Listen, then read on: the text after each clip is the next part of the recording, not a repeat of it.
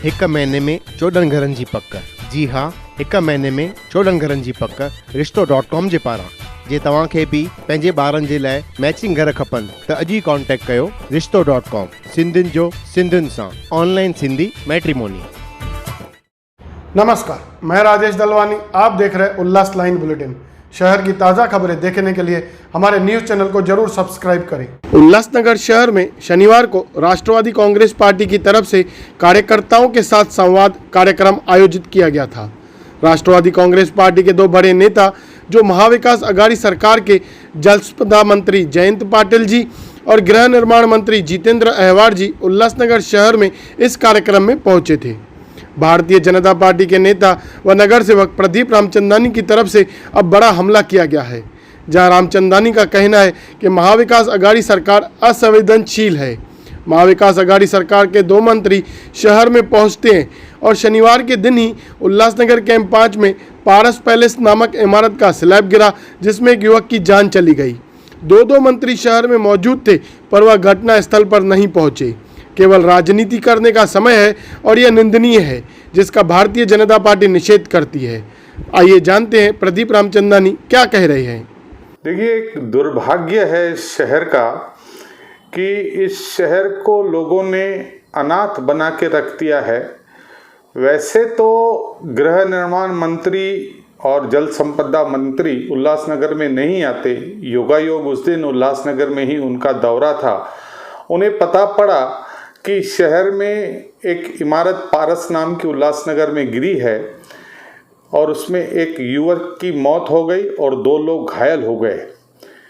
इन महाराष्ट्र राज्य के महाआघाड़ी सरकार के असंवेदनशील मंत्रियों को ऐसा नहीं लगा कि घटना स्थल पर जाकर लोगों के दुख सुने और उनके दुखों पर मरहम लगाए।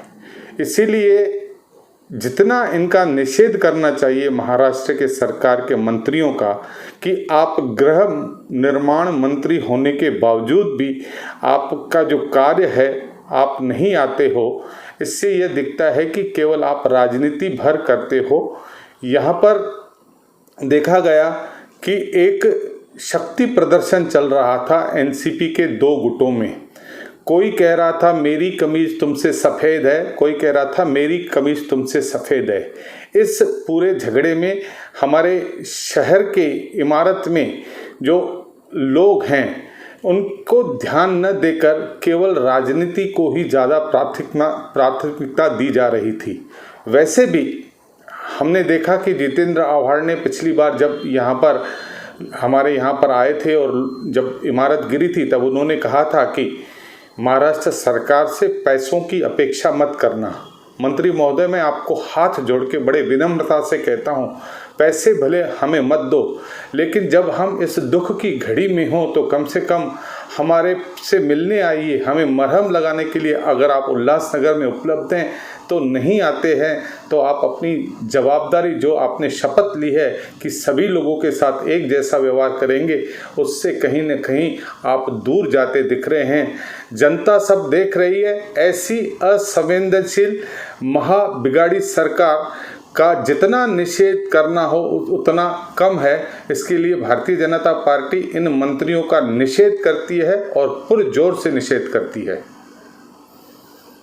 देखिए, आदरणीय पप्पू कालानी जी जो इस समय उनका पूर्व विधायक रहे हैं, कई समय तक उन्होंने इस शहर के राजकारण में उनका बहुत बड़ा हिस्सा रहा। दुर्भाग्य से किसी कारण वह जेल में थे, लेकिन जब यहाँ पर आए हैं तो कई सक्रियता उन्होंने दिखाई है, हर जगह पहुँचते थे। लेकिन उस दिन जब इमारत गिरी, पारस इमारत, तो मुझे दुख से कहना पड़ता है कि पप्पू कालानी साहब भी उस वक्त वहाँ पर नहीं पहुँचे और वह भी उन मंत्रियों का इंतज़ार करते हुए अपने बंगले पर बैठे रहे और प्रतीक्षा करते रहे। तो जनता इस बात का जरूर फैसला करेगी कि राजनीति सर्वोपरि है या लोगों की ज़िंदगी सर्वोपरि है। मेरे हिसाब से जिस तरह से मंत्रियों ने उस वक्त वहाँ न आने की जो काम किया, वही काम आदरणीय पप्पू कालानी जी का किया। लेकिन हाँ, ठीक है, मरहम लगाने के लिए दूसरे दिन वहाँ पहुँचे, लेकिन मेरा ऐसा मानना है कि अगर वहाँ पहुँचे हैं, उन्होंने कई लोगों को वहाँ पर बुलवाया है, लेकिन यह मात्र हमने देखा है कि कई समय से पिछली बार भी श्रीकांत शिंदे साहब और उसके बाद पालक मंत्री एकनाथ शिंदे साहब, सभी लोगों ने कहा कि ये इमारतें तुरंत बनना शुरू हो जाएगी। वही आश्वासन, वही वादे, वही झूठी बातें, कुछ नहीं करते। यहाँ तक कि एकनाथ शिंदे साहब ने ये कहा था कि 5-5 लाख रुपए का सबको मुआवजा मिलेगा। आज तक मुआवजा नहीं मिला।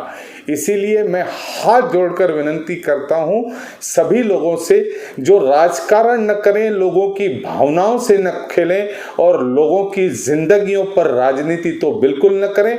और जिस तरह से कल फिर झूठ के आश्वासन का पुलिंदा बांधकर लोगों को आश्वासित किया गया है, ऐसा मुझे लगता है कि अगर हम लोगों में, जिसमें सभी पक्षों को मैं कह रहा हूं कि क्षमता हो, तो ही कहें कि हम कराएंगे, हम कर सकेंगे। उनका पुनर्वसन करना, केवल एक इमारत का पुनर्वसन नहीं करना है। शहर में 50 इमारत गिर चुकी हैं, लोग बेघर घर घर भटक रहे हैं। उन सारी चीजों का काम करना सरकार का काम है, लेकिन सरकार मुख्य दर्शक बनी हुई बैठी है 2 सालों से। यहां पर अगर देखेंगे, पिछले 1 साल में 13 लोगों ने अपनी जिंदगी गंवा दी है, लेकिन सरकार ने आज तक कोई नीति निर्धारित नहीं की उल्लासनगर के लिए कि ताकि सबको पुनर्निर्माण करके फिर से बसाया जा सके। और यह निरंतर लाशों का और लोगों का इमारत में गिरकर मरने का सिलसिला अब भी शुरू है। मुझे पता नहीं है कि अब सरकार जागेगी या न जागेगी, लेकिन भारतीय जनता पार्टी विपक्ष में होने के नाते सरकार से आह्वान करती है कि सरकार आज तुरंत जागे और लोगों की जिंदगियों को बख्शे। प्रदीप रामचंदानी द्वारा कही हुई बातों पर राष्ट्रवादी कांग्रेस पार्टी की शहर अध्यक्षा हरकिरण कौर धामी जी, उन्होंने क्या कहा, आइए वह भी जानते हैं। देखिए, ऐसी बात है, ये बात सही है कि सैटरडे को हमारे बड़े नेता पक्ष के आदरणीय जयंत पाटिल साहब और आदरणीय अवार्ड साहब शहर में थे। उनकी अड़ावा बैठक थी पक्ष को लेके। वो आई थिंक 10:30 के आसपास हॉल में पहुंचे थे, लेकिन इस बात की हमें ना तो पुलिस प्रशासन से कोई जानकारी थी और ना ही हमारे नेताओं को इस बारे में जानकारी थी कि ये जो दुर्भाग्यपूर्ण घटना है वो शहर में घटी है। नहीं तो हमारे नेता ऐसे नेता है कि वो बीच में सभा छोड़ के भी उस घटनास्थल पे ज़रूर पहुंचते थे। नहीं, ऐसी बात नहीं है। राष्ट्रवादी कांग्रेस पार्टी तो हमेशा से जो धोखादायक बिल्डिंगों का मुद्दा है उस पर पूरी तरह से संवेदनशील है, क्योंकि जब 855 बिल्डिंगों की रेगुलाइजेशंस का कानून था, वो भी आदरणीय पवार साहब ही लाए थे। तो मैं इस बात को तो पूरी तरह से नकारती हूँ। उल्लास लाइन बुलेटिन को सब्सक्राइब करें, बेल आइकॉन दबाएं और देखिए उल्लास लाइन बुलेटिन की न्यूज़ सबसे पहले आपके मोबाइल पर।